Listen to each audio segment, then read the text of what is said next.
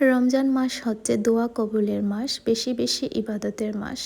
এই মাসে যে যতটুকু পারে একটু বেশি করে ইবাদত করবেন, তেলাওয়াত করবেন, সময়টা খুব সুন্দরভাবে কাজে লাগাবেন। দেখবেন আল্লাহ তাআলা এই মাসে অনেক বেশি খুশি হয়ে কোরআন তেলাওয়াত করেছেন। তাই সবাই উচিত এই মাসে একটু বেশি ইবাদত করা অন্যান্য মাসের চেয়ে।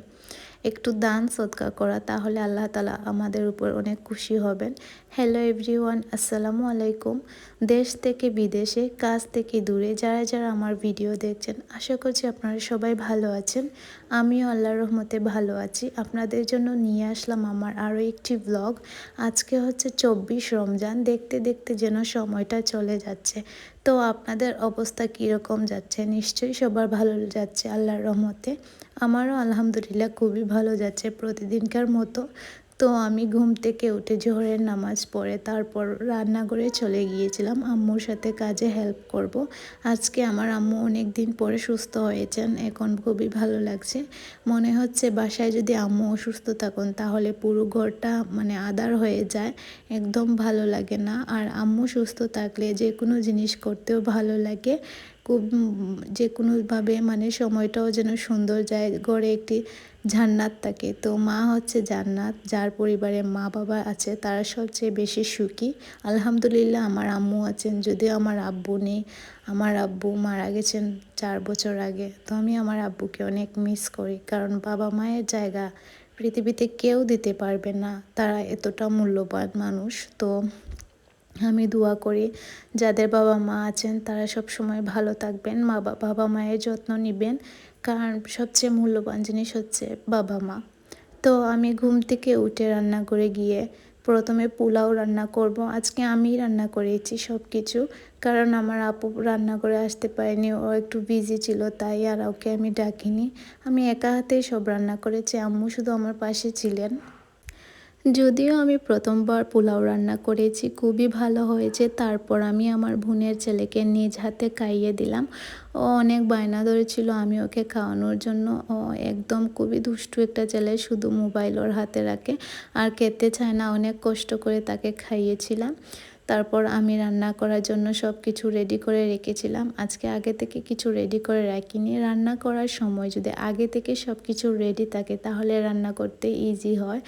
আর অনেক দিন পর আজকে বৃষ্টি হয়েছিল, রহমতের বৃষ্টি। গত 4-5 দিন আগেও হয়েছিল একটু একটু।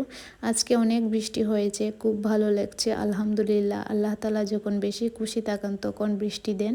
তো রহমতে ভরা এই সময়টা।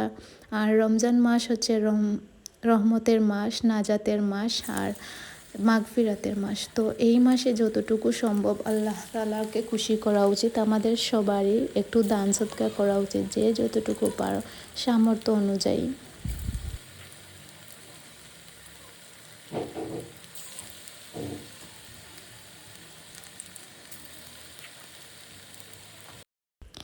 একা হাতে রান্না করছি, চারপাশটা একদম মেস হয়ে গিয়েছিল। তারপরও আমি গুছিয়ে গুছিয়ে রান্না করার চেষ্টা করি, যতটুকু সম্ভব আমি চেষ্টা করি একটু সুন্দর করে গুছিয়ে কাজ করা। দেখা যায় যে রান্নাঘরের অবস্থা থাকে না যদি আমরা অগোছালোভাবে রান্না করি। তো একটু টিপস ফলো করলে খুব সুন্দরভাবে সহজে রান্না করা যায়, টাইম ম্যানেজমেন্টেরও কোনো সমস্যা হয় না।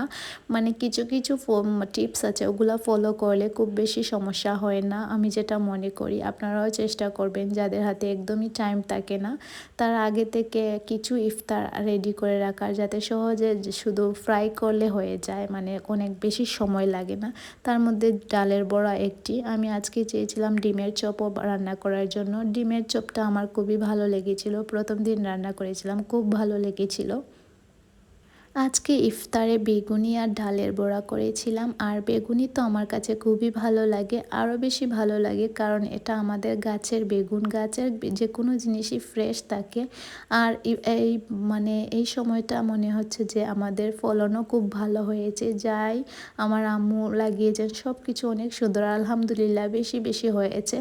আর আমার আম্মু সবাইকে বিলিয়ে দেন। আর আমার আম্মু সব সময় আমি দেখেছি যে সবাইকে দিয়ে দেন, দেন। আর যে কোনো জিনিস যদি সবাই মিলে খাওয়া হয় তাহলে আল্লাহ তাআলা ওটার মধ্যে রহমত দান করেন। সবাই মিলে খাওয়া আসলে অনেক ভালো, চেষ্টা করবেন সবাই মিলে খাওয়ার, দেখবেন যে কোনো জিনিসের উপর অনেক বেশি রহমত বরকত থাকে। প্লেটে সবার নিতে নিতে একদম আজানের টাইম চলে এসেছিল। একদম অন টাইমে সবার প্লেটে ইফতার রেডি করেছিল। আজকে ইফতার রেখে মানে অনেকক্ষণ বসতে পারিনি, একদম টাইম চলে গিয়েছিল। তো আজকের মতো এখানেই বিদায় নিচ্ছি। যদি ভিডিওটি ভালো লেগে থাকে অবশ্যই লাইক কমেন্ট ফলো দিতে ভুলবেন না। আর আপনাদের জন্য রইল অনেক অনেক ভালোবাসা। আজকের মতো এখানেই বিদায় নিচ্ছি। আল্লাহ হাফেজ।